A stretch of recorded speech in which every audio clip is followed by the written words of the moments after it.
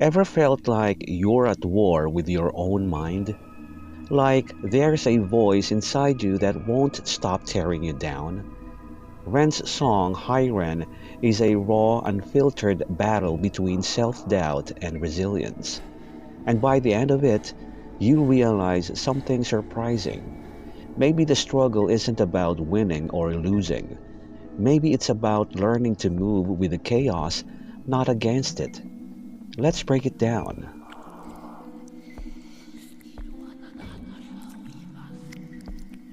In verse 1, the lyrics set up a tense, almost confrontational dialogue between the speaker, presumably a darker or suppressed part of Ren's psyche, and Ren himself. The opening line, "Hi there, Ren, it's been a little while. Did you miss me?" immediately establishes a mocking, taunting tone. The speaker is personified as something Ren thought he had moved past or buried. But it's clear this presence never truly goes away. The line, "Deep down, you know I'm always in periphery," suggests that no matter how much Ren tries to ignore or suppress this part of himself, it lingers in the background, always watching, always present. The verse also introduces a power dynamic. The speaker positions themselves as the dominant force, calling Ren a sheep, while referring to themselves as the shepherd. This implies that Ren is being led or controlled, whether he realizes it or not. The phrase, "biting off the hand that feeds me," reinforces this idea, warning Ren not to rebel or reject this part of himself, as if doing so would be ungrateful or self-destructive. There's an unsettling mix of familiarity and manipulation here. The speaker claims to know Ren better than he knows himself. "I know you need me," making it seem like resistance is futile. Overall, this verse paints a picture of an internal struggle where Ren is being confronted by a version of himself that he can't fully escape. The lyrics play with themes of control, dependency, and the inevitability of facing one's own demons. The tone is both sinister and intimate, as if the speaker is a toxic friend or a shadow self that Ren can't shake off.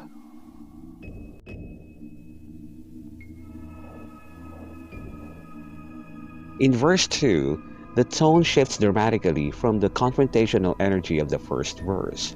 Here, Ren is speaking back to the darker presence that was taunting him earlier, and there's a sense of newfound strength and self-awareness.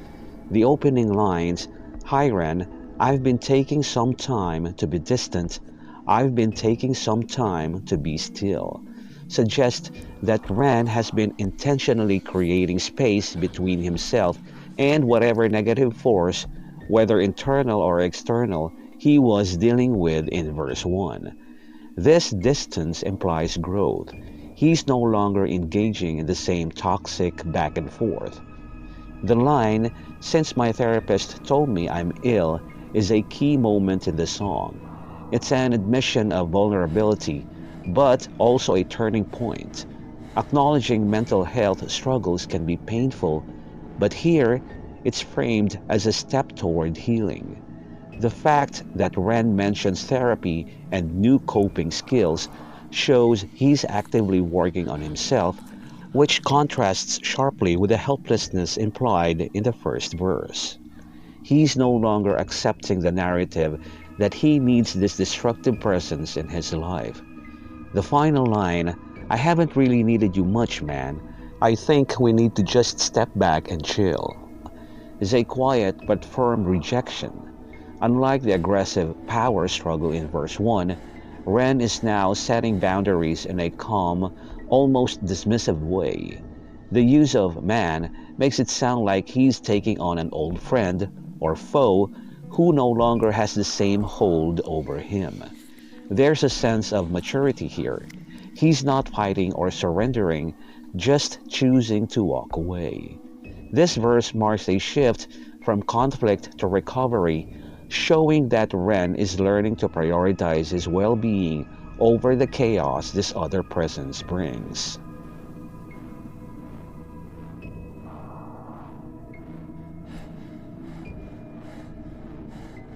Verse 3 marks a return to aggression, but this time the darker presence isn't just taunting, it's outright mocking Ren's attempts at healing. The opening line, "Ren, you sound more insane than I do," flips the script, suggesting that trying to recover is somehow crazier than staying trapped in dysfunction. It's a classic manipulation tactic, making Ren doubt his own progress by painting self-care as delusional. The line, "you think that those doctors are really there to guide you," pushes this further, feeding into distrust of therapy and professional help. This could reflect real struggles people face when dealing with mental health, external or internal voices that dismiss treatment as pointless or even harmful. The verse then takes a cynical turn, attacking the idea of recovery itself. Phrases like, "take another pill, boy," and "drown yourself in the sound of white noise" reduce coping mechanisms to meaningless distractions, as if medication or therapy are just ways to numb reality rather than truly heal. The sarcasm in "follow this 10-step program, rejoice" makes it clear that the speaker sees structured recovery as a joke, something naive or even cult-like. The final insult, "kingdom boy," is a raw, condescending dismissal, reinforcing the idea that Ren is foolish for believing things can get better. What makes this verse especially brutal is how it preys on vulnerability.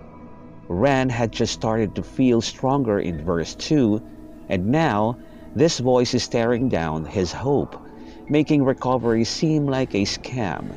It's a reflection of how hard it can be to stay committed to healing when self-doubt or external negativity creeps in. The lyrics capture that internal battle where progress feels fragile and the pull of old destructive patterns is strong. The speaker isn't just resisting Ren's growth, they're actively trying to sabotage it.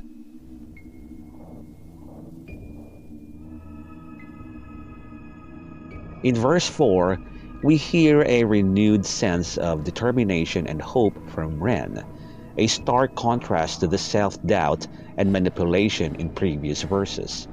He opens with, "Nah, mate, this time it's different, man, trust me," which immediately sets a defiant tone. He's not just passively rejecting the negative voice, he's confidently asserting that things have changed. The line, "I feel like things might be falling in place," suggests a shift from chaos to clarity, like he's finally seeing a path forward. This isn't just wishful thinking. It's backed by tangible progress, specifically in his music career. "My music's been kinda doing bits too." The mention of his music is key here because it represents purpose and legacy. When he says, "I actually might do something great," it's not just about fame or success, it's about meaning. The follow-up line, "when I'm gone, maybe I'll be remembered," shows he's thinking long-term, beyond immediate struggles. He wants his life to have impact, and that vision gives him a reason to push back against the negativity that's held him back.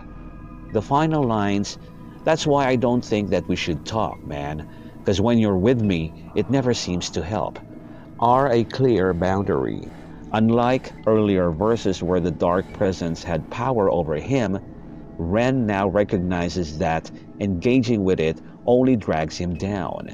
He's not arguing or pleading, he's simply stating facts. The casual "man" makes it sound like he's cutting ties with a toxic friend, reinforcing that this isn't a heated battle anymore. It's a choice to walk away for good.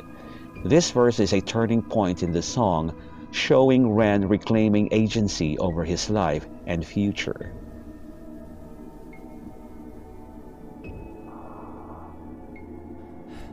In verse 5, the dark voice strikes back with brutal intensity, completely dismantling Ren's newfound confidence from the previous verse.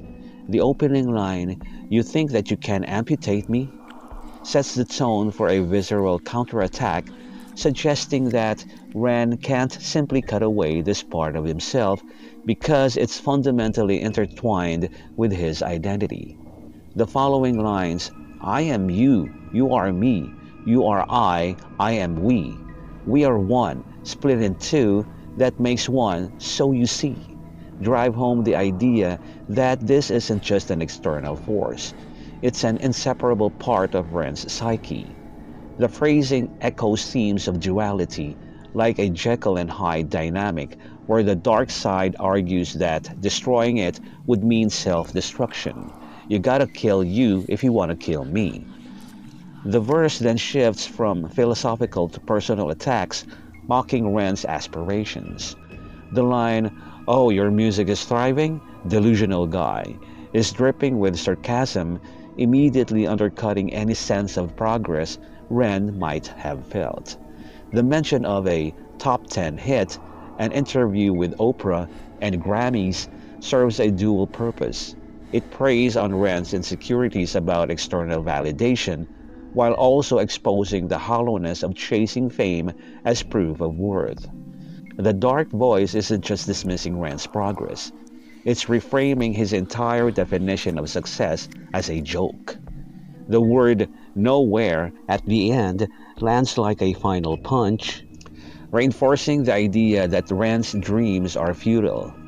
What makes this verse especially cutting is how it weaponizes Rand's own ambitions against him.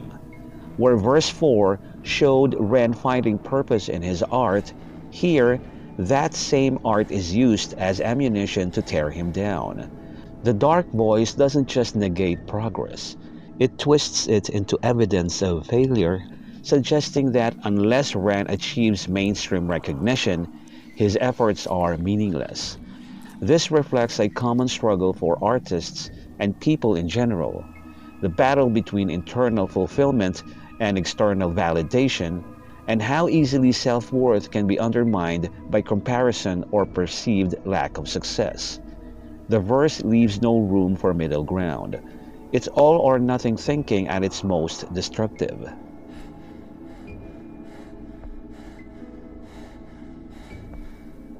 In verse 6, Ren pushes back against the toxic voice's materialistic benchmarks of success with a grounded, self-assured perspective on his artistry. Where the previous verse mocked him for lacking mainstream accolades, Ren now articulates a clear artistic philosophy. "My music's not commercial like that. I never chased numbers, statistics, or stats." This rejection of industry metrics isn't just defensive, it's a confident declaration of values. He highlights his intentional distance from formulaic pop structures. "I never write hooks for the radio," framing his creative choices as authentic rather than accidental or lazy. The rhetorical question, "They never even play me, so why would I concern myself with that?" reveals a hard-won indifference to external validation, suggesting he's long since made peace with his outsider status. The second half of the verse shifts from what his music isn't to what it is, deeply meaningful. Lines like, "My music is really connecting, and the people who find it respect it," emphasize quality of connection over quantity of listeners. There's an intimacy here. His work resonates with the right audience, not the largest one. The closing lines, "This life's been tough, so it gives me a purpose I can rest in," are especially poignant. Art isn't just a career for Ren, it's a therapeutic sustenance. The word rest stands out, implying his music provides relief from life's struggles, a stark contrast to the restless ambition the dark voice tried to impose on him. This verse serves as a manifesto of authentic artistry, where the antagonist equates success with trophies and fame. Ren measures it through emotional impact and personal fulfillment. The quiet triumph here isn't just in rebutting criticism, but in demonstrating that he's defined success on his own terms, a sign of genuine growth in the song's overarching battle for self-worth.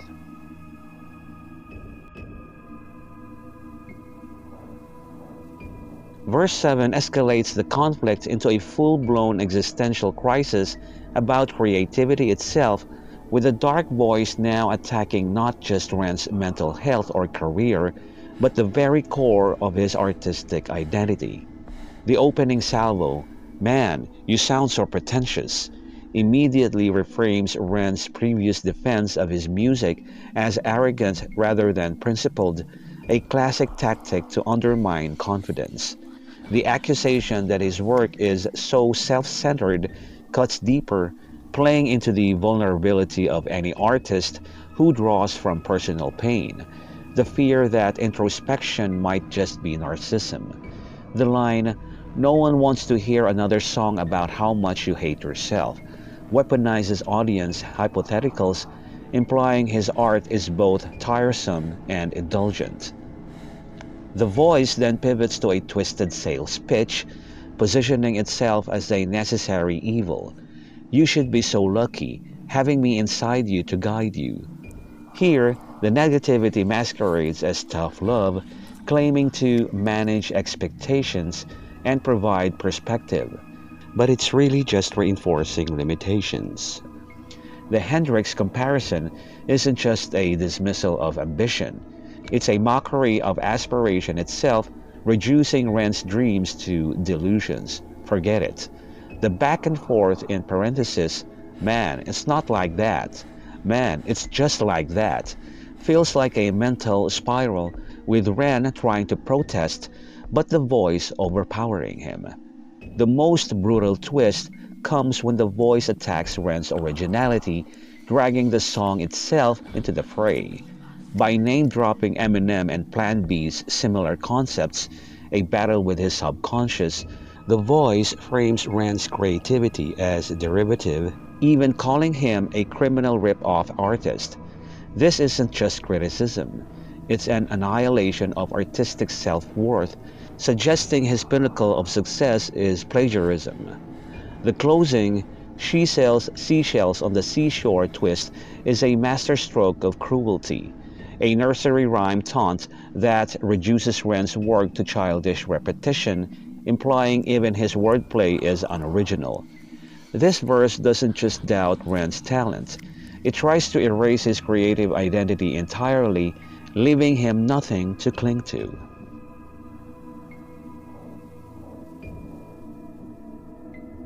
Verse 8 is Ren's explosive breaking point, a raw, unfiltered declaration of independence from the toxic voice that's been tormenting him throughout the song. The opening, "F you," isn't just anger, it's a cathartic release the moment he stops internalizing the criticism and finally externalizes his rage. This isn't a carefully reasoned argument anymore. It's a primal scream of self-defense. When he snarls, "I don't need you," it lands like a manifesto, rejecting the idea that his darkness is an inseparable part of him. The sudden shift to "I'm a genius" might seem arrogant at first glance, but in context, it's actually radical self-acceptance. He's not waiting for external validation anymore. He's claiming his worth unapologetically. The triplet of "I will be great" and "I will make waves" and "I'll shake up the whole world beneath us" is where the verse transforms from defiance into prophecy. There's a seismic quality to these lines. The repetition of "I will" sounds like incantation, as if speaking it into existence. The imagery of "make waves" and "shake up the whole world" suggests he's no longer just defending himself. He's embracing his potential to create real impact. Notably, he doesn't say he'll succeed by conventional standards, Grammys, Oprah, etc., the very metrics the dark voice mocked him for lacking. Instead, his version of greatness is about disruption, about leaving an indelible mark on his own terms. What makes this verse so powerful is its lack of nuance. After 7 verses of psychological warfare, Ren stops negotiating with his demons. The simplicity of the language, you, I'm fine by myself, reflects how survival sometimes requires blunt force rather than careful analysis. This isn't a permanent resolution. Real mental health struggles rarely have clean endpoints, but it's a crucial moment of self assertion. The verse crackles with the energy of someone who's been backed into a corner and finally decides to fight back, not with the voice's manipulative wordplay, but with sheer, uncompromising willpower. It's the musical equivalent of brushing yourself off after being knocked down and saying, try again.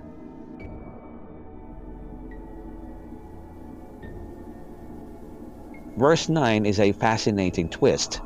The dark voice suddenly celebrates Ren's outburst from the previous verse, but with a tone that's more manipulative than supportive. The opening line, "That's right, speak your truth," sounds like encouragement at first, but it's actually a trap. The voice isn't genuinely applauding Ren's confidence. It's weaponizing his moments of self assurance to paint him as delusional. When it accuses Ren of having a fucking god complex, it reframes his declaration of genius, which felt empowering in verse 8, as arrogance, as if believing in himself is a flaw rather than strength. The line, "It's refreshing to actually hear you say it instead of downplay it," is especially sneaky. On the surface, it seems like the voice is praising Ren's honesty, but what it's really doing is exposing his ambition to use against him later. The voice is essentially saying, "Finally, you admit you think you're special. Now I can tear that down too." Then, in a mocking, exaggerated tone, it parodies Rand's past humility about his art.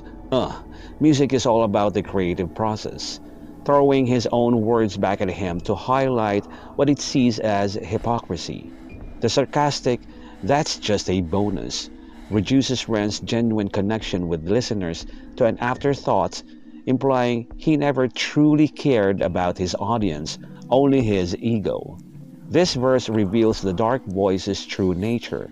It doesn't just attack Ren's insecurities, it also attacks his strengths. Whenever Ren finds confidence, the voice twists it into narcissism. Whenever he embraces his art, the voice frames it as pretentious. The goal isn't just to make Ren doubt himself. It's to make sure no version of his self-perception remains untainted. It's a brutal reminder of how toxic self-talk or external criticism can corrupt even our proudest moments, turning empowerment into something to be ashamed of. The voice isn't just Ren's enemy. It's the enemy of his joy, his ambition, and his authenticity.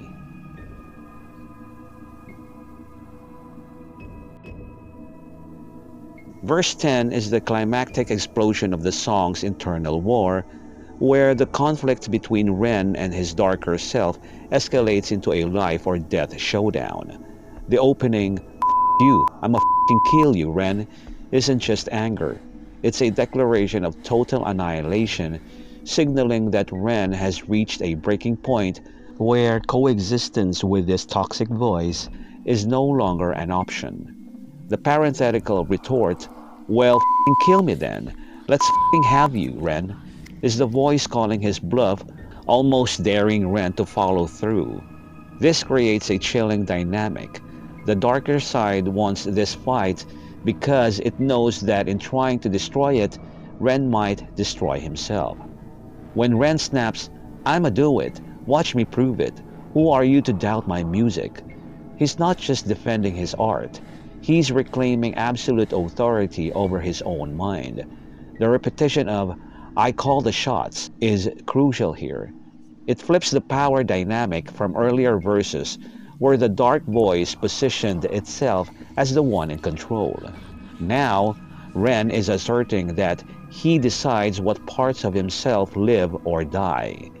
The imagery of tie you up in knots when I lock you inside suggests imprisonment rather than outright destruction. He may not fully eradicate this part of himself, but he's determined to render it powerless. What makes this verse so intense is that it's both triumphant and terrifying. Ren's willingness to kill his darker self shows monumental strength, but there's also an underlying danger in this approach. The voice has repeatedly reminded him, "You got to kill you if you want to kill me." So this violent rejection could backfire. Yet in this moment, Ren doesn't care. He's done negotiating, done doubting. The verse captures that raw, desperate state where survival means choosing yourself even if the cost is internal civil war. It's not a clean resolution, it's a battle cry.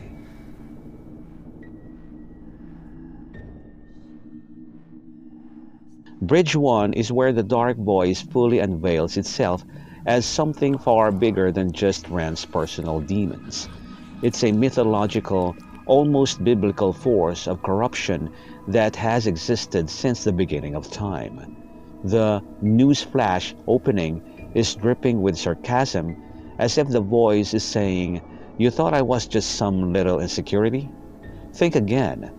When it declares, "I was created at the dawn of creation, I am temptation," it's positioning itself as an ancient, primal force.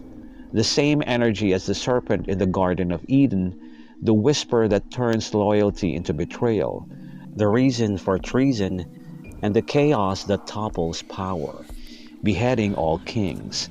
This isn't just Ren's self-doubt anymore. It's the universal voice of destruction that has shaped history. The references to Lucifer, Antichrist, and Mephistopheles, a twist on Mephistopheles, the demon from Faust, reinforce this idea of the voice as an immortal trickster. It's not just lying to Ren, it's the father of lies itself, the embodiment of deception that twists truth in a blender, and masquerades as righteousness, the righteous surrender. The line, "My name, it is stitched to your lips," suggests that Ren can't even speak without engaging with this force. It's woven into his very being. The voice's declaration, "I won't bow to the will of a mortal, feeble, and normal," is a brutal reminder of its perceived invincibility. When Ren tried to kill it in verse 10, he underestimated what he was up against. This thing claims to be eternal, immortal, thriving in every bad decision and every moment of chaos throughout history. The most chilling part is the final repetition of, "I am you, you are me, I am you, Ren." It's no longer just a taunt, it's a cosmic truth. The voice isn't just some separate entity. It's the shadow self that has always been part of him, the part that thrives on destruction and doubt. By framing itself as both ancient and personal, the voice suggests that Ren's struggle isn't unique. It's the same battle humans have faced since the beginning of time. This bridge raises the stakes from a personal mental health crisis to something almost apocalyptic, making it clear that Ren isn't just fighting his own mind. He's up against the very nature of darkness itself.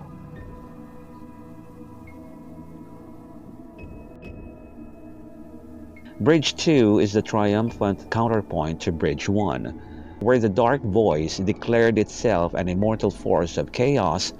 Ren now reveals his own eternal strength, framing his resilience as something just as ancient and unshakable.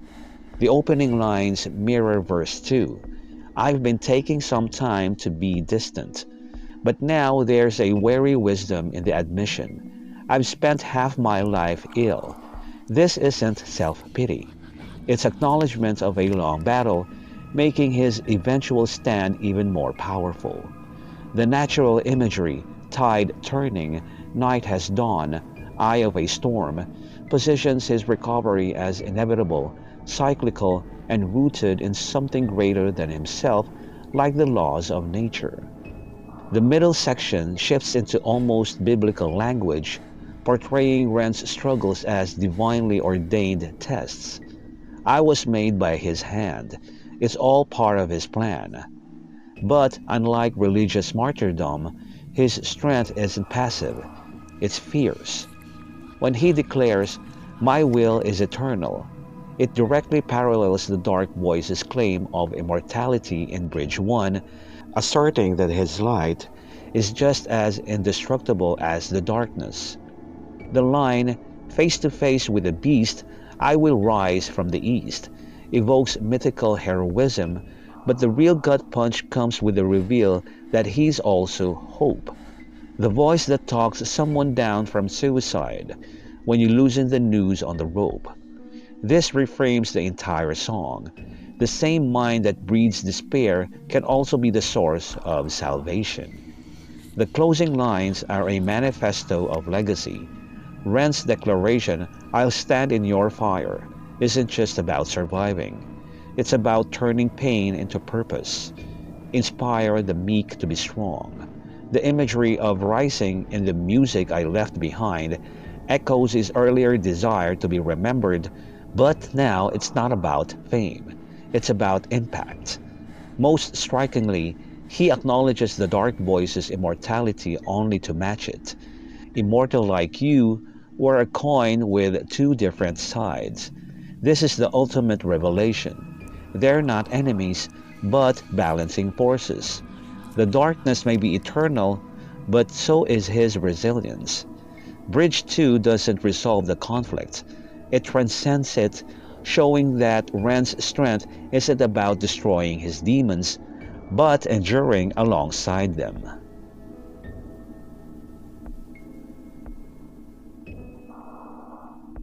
The outro is where the song's entire battle collapses into a profound realization. This was never a war to be won, but a rhythm to be learned. Ren reflects on his younger self's naive declaration to defeat the forces of evil, only to spend a decade suffering the fallout of that binary thinking. Autoimmunity illness, psychosis. The key shift here is the move from opposition to acceptance. There were no real winners and no real losers in psychological warfare. This isn't surrender, it's wisdom. He replaces the imagery of battle, David versus Goliath, with a pendulum, a natural, eternal swing between dark and light. The darker the shadow, he notes, the brighter the light must be to cast it. This reframes his struggles not as failures, but as proof of his capacity for both pain and resilience. The eternal dance metaphor becomes the heart of the outro. At first, Ren fought his own mind like an enemy, stiffening against it. The more rigid I became, the harder it got. But aging teaches him to relax and soften, mirroring the way a dancer flows with the music rather than resisting it. This isn't passive resignation, it's active harmony. The most striking line, "We must not forget that we are human beings," serves as the song's thesis. Ren isn't an angel, demon, or god. He's a person, and the messiness of that humanity is where meaning is found. The outro doesn't offer a tidy resolution because life isn't tidy. Instead, it gifts a hard-won perspective. The goal isn't to kill your shadows, but to stop tripping over them and eventually to move with them.